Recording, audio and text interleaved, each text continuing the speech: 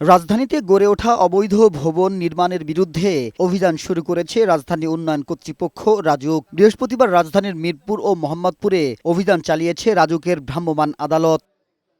রাজধানীর মিরপুর ২ নম্বরে বেশ কয়েকটি নির্মাণাধীন ভবনে অভিযান চালায় ভ্রাম্যমাণ আদালত। এ সময় নকশা বহির্ভূত ভবন নির্মাণ করায় কিছু অংশ ভেঙে দেওয়ার পাশাপাশি জরিমানা করেন ভ্রাম্যমাণ আদালতের নির্বাহী ম্যাজিস্ট্রেট।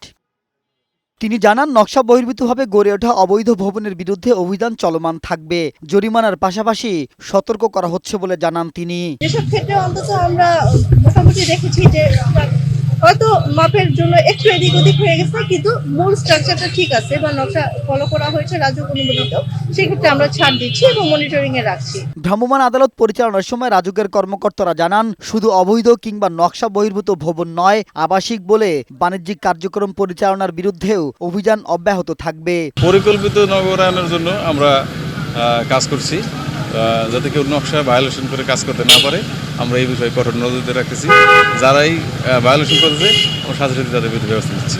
রাজধানীর ভবন মালিকদের তদারকির মধ্যে আনতে রাজুকের অনুমোদন ব্যতীত কোনো ভবন নির্মাণ করতে দেয়া হবে না বলেও জানান রাজুকের কর্মকর্তারা। মাবুত আজমি, বৈশাখী সংবাদ, ঢাকা।